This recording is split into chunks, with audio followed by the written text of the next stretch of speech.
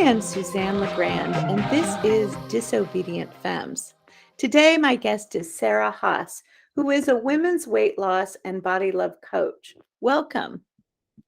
Hi, thank you so much for having me. Good to be here. There is so much contradictory information about weight loss and really contradictory messages that women are given with respect to their bodies and also with respect to food. On one hand, we're told that we should be healthy and that we should show love to our friends and family by cooking for them and feeding them.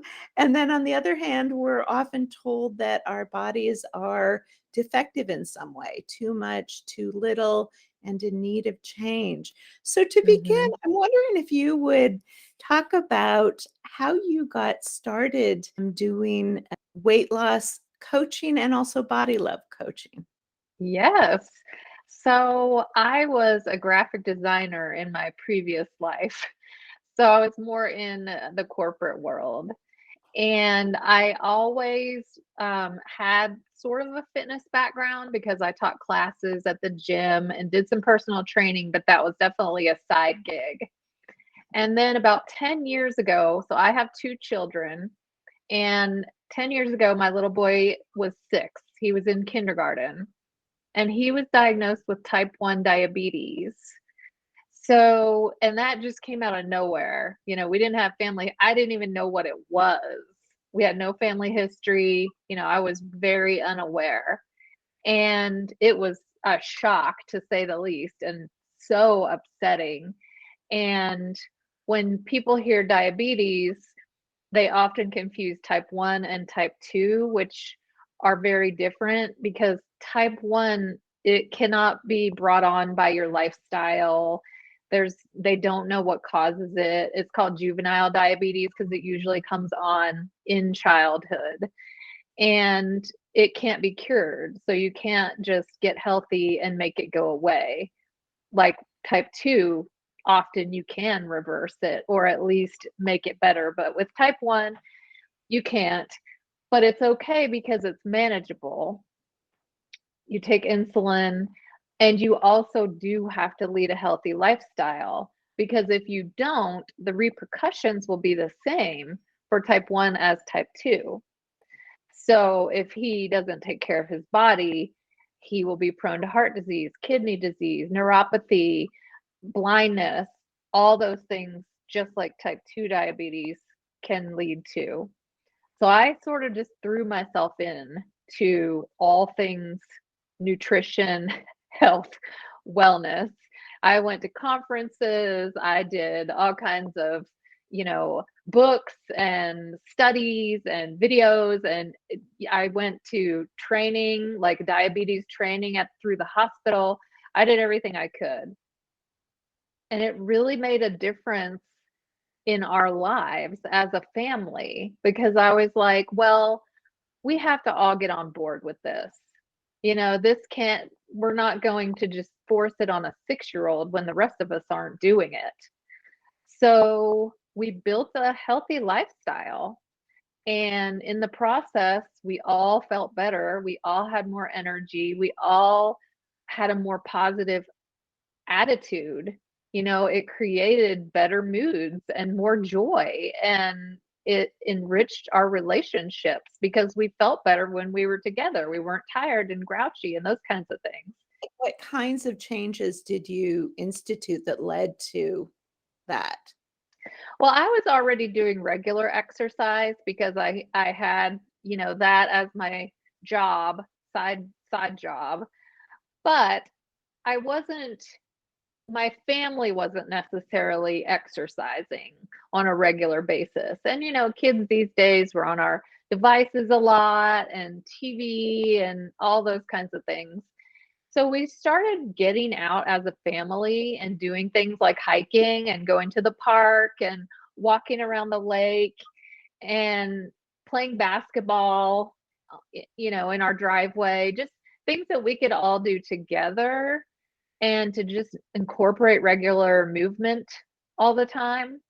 And then I also took a really hard look at what we were eating, and a lot of what we were eating was definitely not healthy. I was a Diet Coke drinker, and we had Oreos all the time in the cabinet, and lots of chips and goldfish crackers, and all those good things. But I realized that we were doing way too much of that. And with the diabetes, it's all about counting your carbohydrates, because you have to know exactly how many carbohydrates you're eating, because you have to give yourself insulin with every carb that you eat. And I started realizing, like, wow, we are eating like a lot of burger buns and potato chips and really unhealthy carbs. And it's crazy when you can see the physical proof of what you put in your body creates a reaction, because we're monitoring his blood sugar. We're seeing exactly what happens when you eat this. This is how your body responds. And it was just so eye-opening, because you don't really think of it that way, or at least I didn't. It was more like, take it in and then it flows through and goes out, and that's that. But there's a whole reaction inside your body that takes place when you eat something, and depending on what that food is. So we just started gradually getting rid of the junk food, and I started researching and finding healthier options that still tasted good and that were kid friendly and that we still enjoyed. And I started cooking more, and we started eating a lot more vegetables, which was key, and drinking more water instead of other junky drinks. And we just sort of gradually added in what we needed and phased out what we didn't. Now, obviously, we all still have some indulgences. I like my glass of wine on the weekend. We order pizza sometimes. My son is 16, so he's not going to refrain from junk food altogether. But we incorporated more of a moderate lifestyle, because I always tell people, and when I talk to my clients about it, they want to have cheat days and splurges and everything. And I'm like, yes, we should, because it's not what you eat once in a while that makes a difference. It's what you're eating day after day after day that adds up. We get so many contradictory messages about what we should eat, Mm-hmm. and also about how to be healthier. And it's Mm-hmm. interesting that a lot of this information has come about at the same time that people report, and I think it's true, that as a culture, we tend to be fatter than we Yeah. used to be 20, Mm-hmm. 30, 50 years ago. So how do you help people to navigate through just so much information, and also to not be overwhelmed by the amount of possible things one could do or could change to be healthier? Right. Yeah, it is complicated, and there's all those diets out there. There's keto and intermittent fasting and low fat and low carb, and it's so overwhelming. And the problem with a lot of those is it's so strict and overwhelming, and there's so many big changes you have to make all at once, that people try it and they see success, but then it is not sustainable, and they end up right back where they started. You white knuckle it for a little while, but you're hungry, or you're deprived of foods that you like, or it's like taking all of your day to count points or count calories or whatever the diet is. And you just get to a point where you're like, this is too much. This is no fun. I can't live like this. So my motto is, if it's not enjoyable, it's not sustainable. And I tell people, never start any kind of wellness program if you hate it.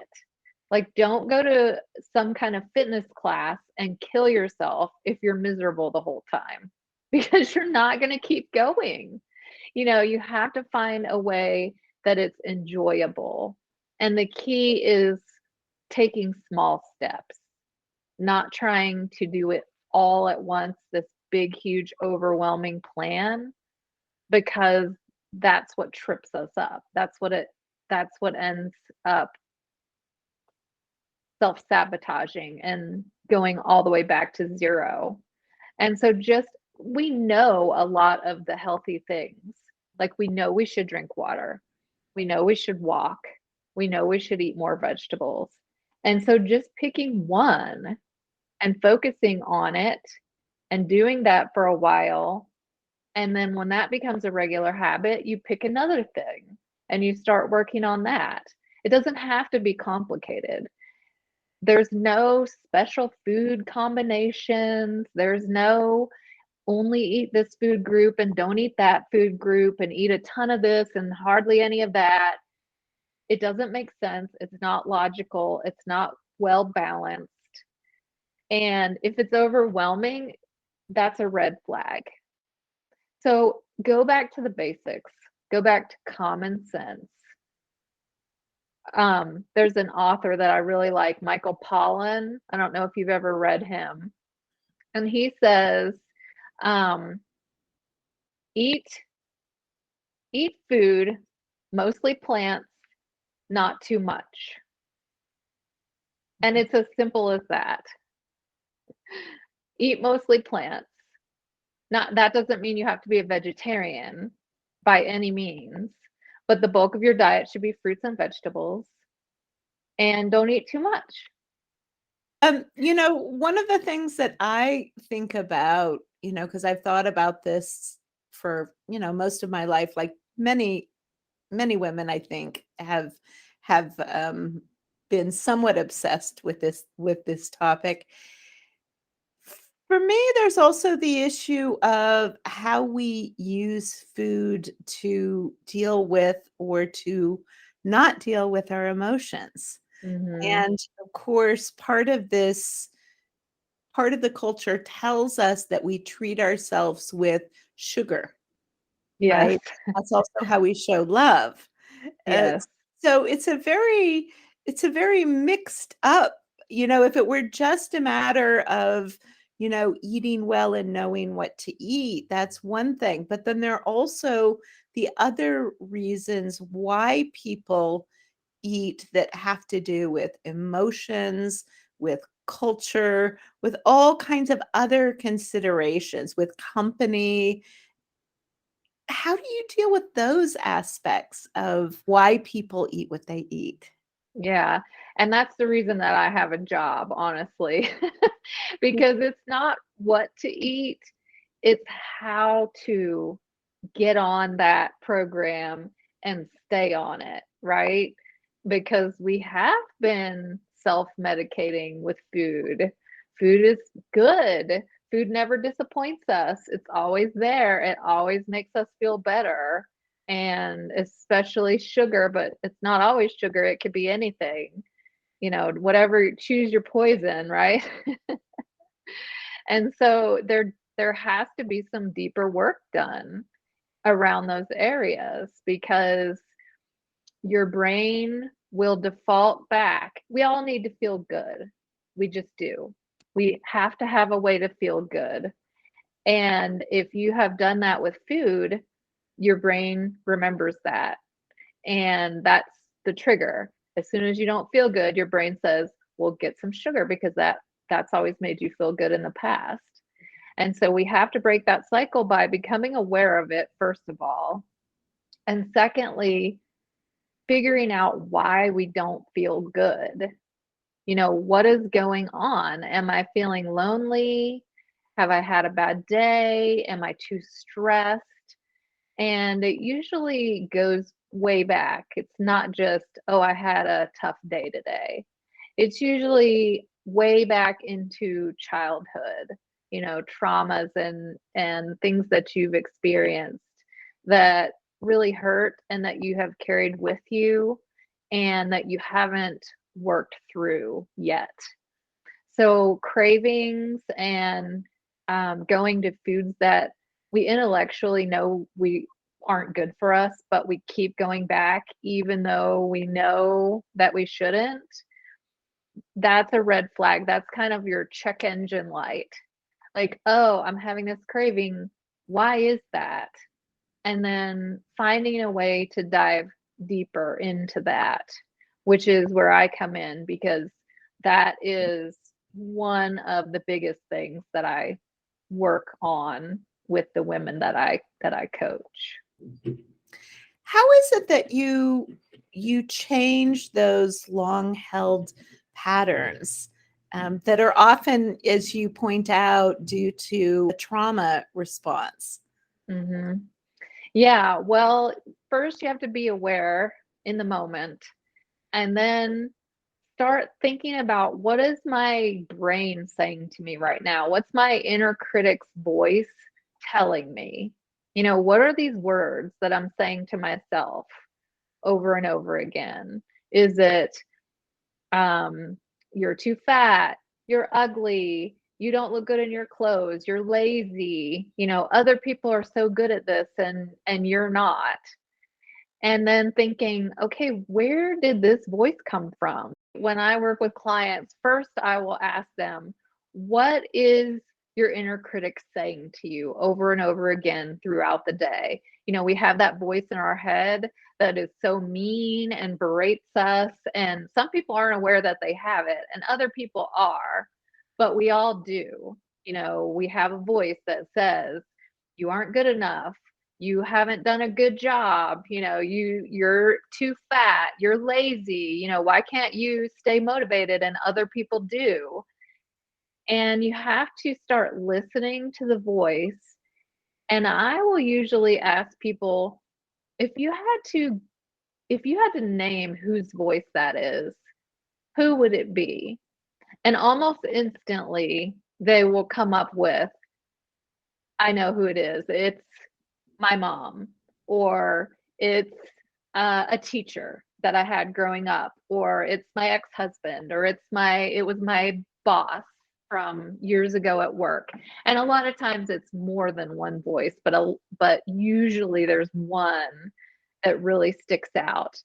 And it's not about that person is a terrible person, or they didn't love you, or they were cruel, because they didn't probably say the words that harshly, but that's the message that we took, because as a kid you internalize everything and you think it's your fault. So let's say you had a parent who was an addict, or you suffered some type of neglect, you were abused somehow. Those are extreme examples, but I see them a lot. And sometimes it's just you had a mom that worked a lot, or a dad who was not emotionally present. But whatever it is, you took in a message from that. You took in a message that you're not good enough. I would be giving you more attention if you were worthy of it. Or it could be a perfectionistic parent who, every time you had some success, would say, that's good, but, next time you could make all A's instead of all A's and one B. And it's not about blaming them. It's about realizing that they did the best they could at the time with what tools they had, and with they maybe weren't strong enough to love you the way that you deserved to be loved. But starting to talk back now to that inner critic voice, and realizing that it dates back to past trauma, and starting to change that inner narrative. And that's a lot of work. That doesn't happen overnight. It's not easy. I don't mean to say that it's easy in any way, but if food issues keep coming up for you, they're going to continue to be an issue if you don't address the underlying cause. How does working on these issues lead to greater body love, which is the other part of what you do. We think that if we were skinny, then we can start loving ourselves. If I was X number of pounds or X size, that's when I'll be happy and I'll have the life that I want. But you have to flip it. You have to love yourself first.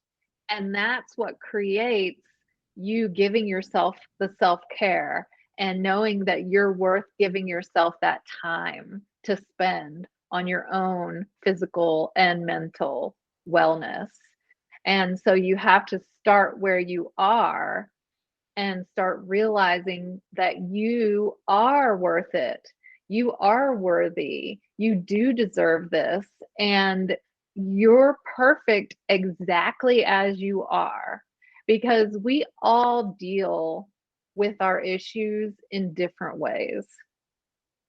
Everybody deals with their traumas somehow. And just because your way of dealing with it is eating doesn't mean you're less than someone else who punishes themselves with overexercising. It's just unfortunate that our society views it that way. So if you're carrying extra weight many times, I see it over and over again, you feel like a failure at life. But really, you were born perfect. Everything that has happened to you or that you have done is superficial. And no matter what your body looks like, you're perfect. That's just a superficial thing. And unfortunately, when you carry extra weight, you're wearing your heart on your sleeve because you got that way because of the inner struggles that you're dealing with. Some people deal with it by hoarding, and they can just hide it and shut their door and not let anyone come over. It's there, but people may not know about it. But if you carry extra weight, you're very vulnerable because you're being seen and judged. And it's kind of an irony, right? That carrying extra weight makes you both more visible and more invisible, given the cultural ideas we have about what people should look like and who we value. Right, right. And society, I think, is changing slowly. Things are getting better as far as that, as far as not being taken seriously. And, you know, a lot of the issues are the media, the images that we see on Instagram and on magazines and, you know, with fashion. And thankfully, those the way that people look is starting to change, that we see. You know, when you go to a store now, they have plus size mannequins, and they never use, and commercials, they have women of all different shapes and sizes. And so I think it's getting a little bit better, but we still have a long way to go. And I would also say that part of that is an internal mindset. I'm not denying that it exists, it does. But many people feel that they don't get taken seriously because of their looks. And sometimes it's the thin, attractive people, because people think, well, she can't be smart. She's, you know, she's just a pretty face. So really, as women, we like to put ourselves between a rock and a hard place. So no matter where you are, you don't feel good. Some people would say, well, eh, you know, isn't working to become more socially acceptable also kind of endorsing the values Mhm. that put us at odds with each other? Mhm. Yeah, so my program has nothing to do with getting to a certain size or being more socially acceptable. Body love isn't about other people's perception of you. It's about internally feeling strong, feeling healthy, having energy, and feeling powerful out in the world, no matter your size, and feeling good about yourself and feeling confident when you walk out the door. Because I think that if women were not so preoccupied with other people's impression about how they look, we could accomplish so much more. Because we're basically already out there kicking ass and trying to fulfill this ideal. So if we had the freedom not to be weighed down by that, I mean, we'd be unstoppable.